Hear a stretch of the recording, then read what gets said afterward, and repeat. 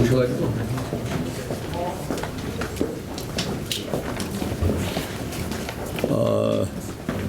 좀 전에 저희가 기자회견에서 밝힌 것 같이 탄핵을 기각시키고 또 대통령 복귀를 희망하는 백인 시국 선언문 낭독 있고 우리 교수님들 또 우리 변호사님 또 이준배 위원장 이렇게 같이 했습니다. 뭐 질문사항 있으십니까? 의원님, 윤석열 대통령께서 최후 결론 때 임기단축 개헌을 이제 이야기하실 것이다 이런 보도가 나왔다가 대리인단에서 아니라고 선언을 했는데요. 혹시나 이제 윤석열 대통령께서 복귀를 실제로 하신다면 자녀 임기를 그대로 수행하시고 개헌 얘기도 없어야 된다고 보시는 건지 어떻게 판단하십니까? 대통령께서는 국민적인 바람이 뭔지 잘 알고 계십니다. 그래서 어제 그저께 모 일간지 보도를 통해서 그런 의견이 개진된 걸로 아는데 그것은 어제 대통령 측 변호인단이 이제 부인을 했고요. 기본적으로 최후 진술에서는 대통령이 비상계엄을 할 수밖에 없었던 경위나 어떤 당위성 그리고 현재 상황 그리고 앞으로 어떤 국민 눈높이에 맞는 국가적 과제들에 대해서 말씀이 있으실 거다 이렇게 보고 있습니다. 그래서 임기단축형 개헌이 있다 뭐가 있다 이것은 지금은 이제 변호인단이 부인한 대로 그 뜻대로 알아봐 달라 그 뜻대로 인정해 달라 이런 말씀을 드립니다.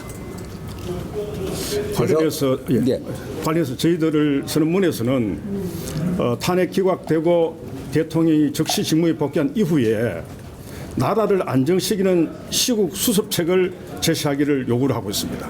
그 과정에서 저는 대통령께서 정당하게 직무에 복귀를 하게 되면 국민 여론을 받아들여서 정말 멸사봉건한 정신으로 나라만을 위해서 지난 시절에 있었던 혹시나 어떤 과거가 있었다면 그걸 청산하고 새로운 대한민국을 나아가기 위한 청사진을 저는 제시할 수 있다고 보고 또 반드시 그래 해야 한다고 봅니다. 그 안에 어떤 것이 있을지는 저희들은 미리 말씀드리긴 어렵고 국민적 여망을 받들어서 이 시국을 안정을 시켜야 된다 이렇게 저희들 생각하고 있습니다. 그래서 무엇보다도 현재 국민적인 바람이 뭔지 잘 알고 계십니다. 네.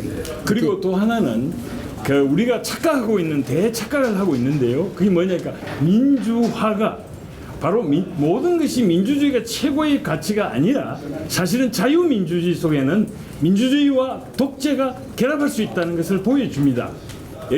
예로 6.25 때 메가더 장군이 군에는 민주주의가 없다는 말을 하셨어요. 그때 낙동강 전선 때문에 후퇴가 없다는 그 말을 지키기 위해서 그랬습니다. 여러분, 우리가 방어적 민주주의나 수독이 과거 바이마르 공화국의 실패를 다시 하지 않기 위해서 중립적 자본주의가 아니라 방어적 자본주의. 요즘 미국은 공격적 방어주의, 민주주의까지 이야기하고 있습니다. 우리는 그것을 알아야 됩니다. 자유민주주의는 자율과 규율 그리고 전혀 다른 개념이 들어있기 때문에 그것을 공부 좀 해주시길 바랍니다. 연구해 주시기 바랍니다. 그래서 감사합니다. 일단은 누구보다도 현재 정치권이나 또 언론에서 얘기하는 국가적 과제에 대해서 잘 알고 계십니다. 그래서 국민적인 눈높이에 맞춰서 대통령께서 말씀하실 거다. 그래서 어제 대통령 측 변호인단이 임기단축 개헌을 부인하지 않았습니까? 그 부인한 대로 일단 받아들여 주십사 이런 부탁을 드리고요.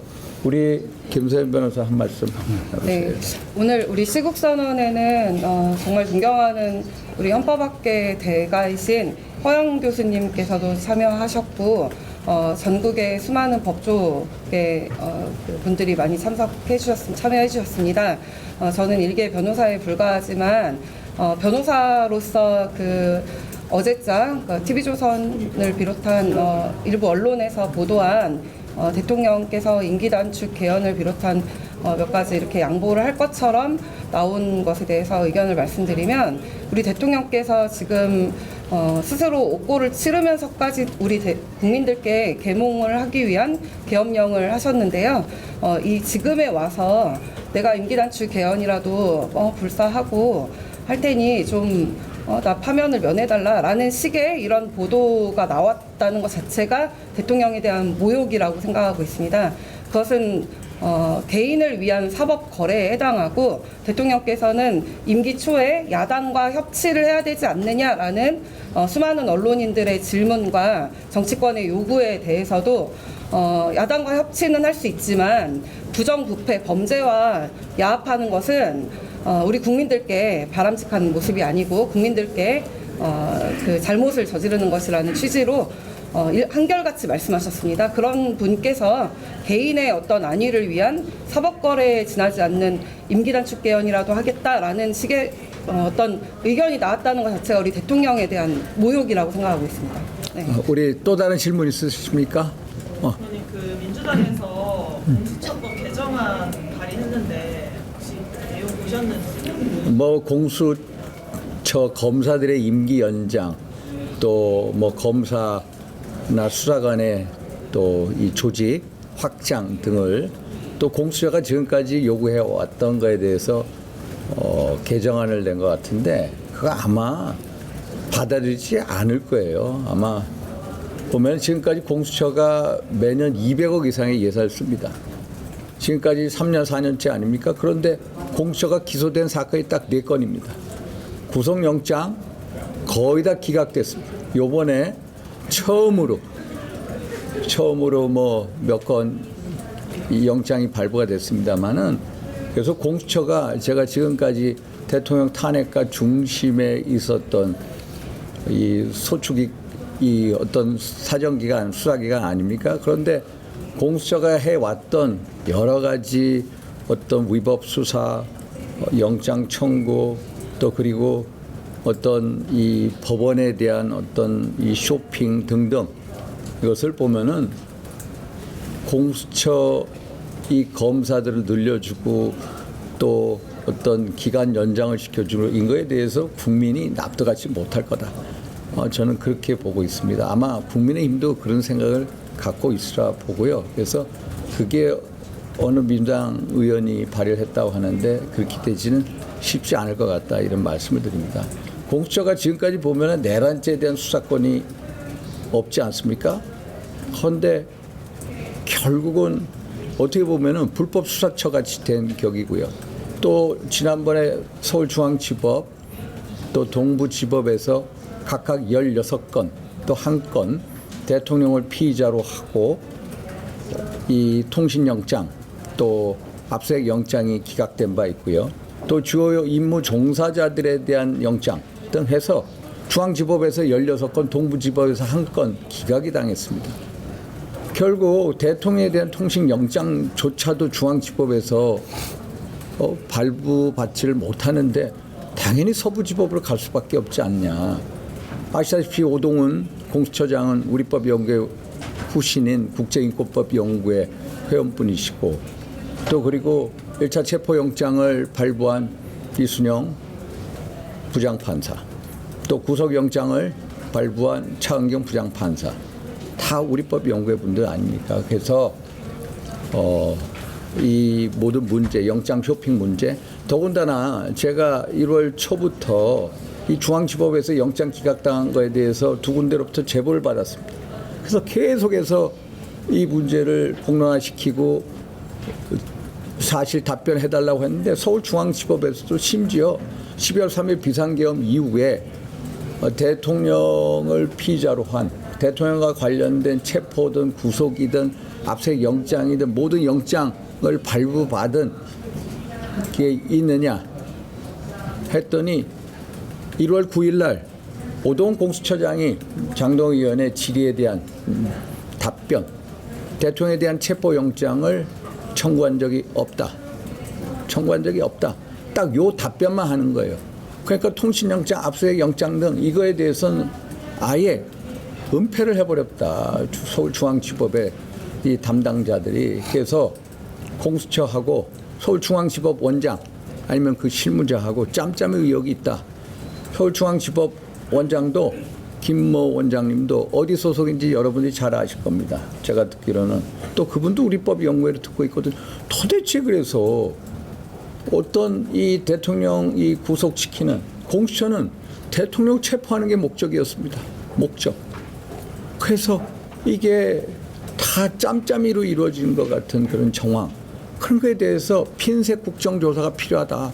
공수처 또 서부지법, 중앙지법 관계자. 그래서 제가 이걸 주장하고 있는 겁니다.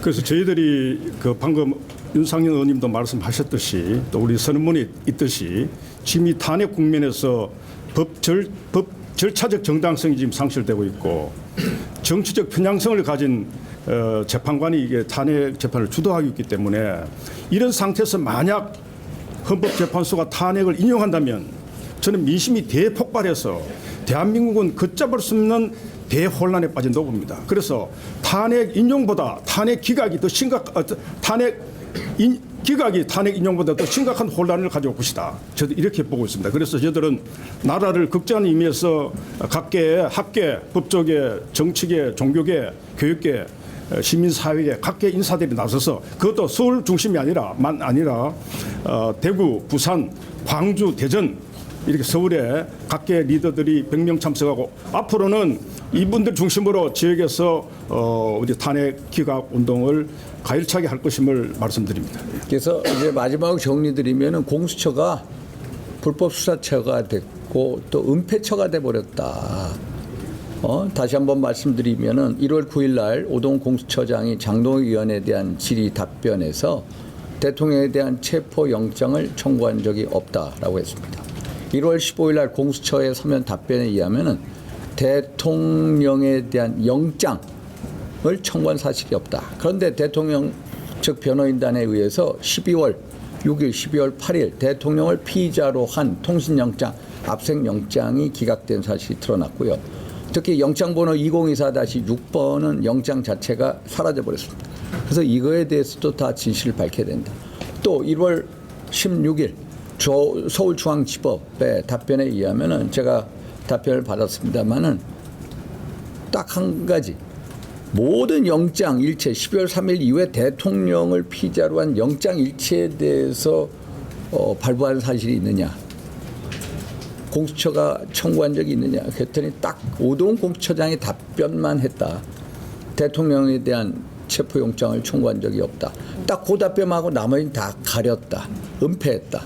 결국 공수처의 은폐 조작 사건에 같이 중앙지법이 같이 짬짬이한 격이 돼버렸다. 그래서 이 문제에 대해서 진실을 밝혀야 된다. 이런 말씀을 드립니다.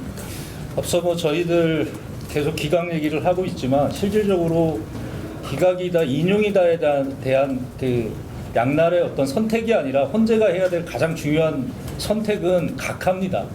이게 저는 최선이라고 보고 헌재가 국민을 생각하고 있다면 대통령의 탄핵을 기각하거나 인용에 앞서서 대한민국을 하나로 만드는 유일한 길은 이 탄핵에 대한 각하를 하는 것이 최선일 것이다 라는 생각을 가지고 있고요. 이 생각에 앞서서 저희들이 기각을 반드시 선재가 할 수 있도록 하는 행동에 나서겠다라는 의미로 오늘 이 자리에 모여 있는 겁니다. 단순히 경고가 아니라 행동에 나서고 이미 1, 2, 30 세대 국민 모두가 이 문제에 대해서 너무나 많이 깊이 있게 알고 있기 때문에 어딜 가서 이 문제를 설명하기보다는 오히려 국민이 더 잘 알고 있다. 그래서 국민의 눈높이라고 아까 윤상현 의원님이 말씀하신 것처럼 그거에 따르는 게 헌재가 선택할 수 있는 최선이라고 저는 생각합니다. 예, 수고하셨습니다. 없으시죠?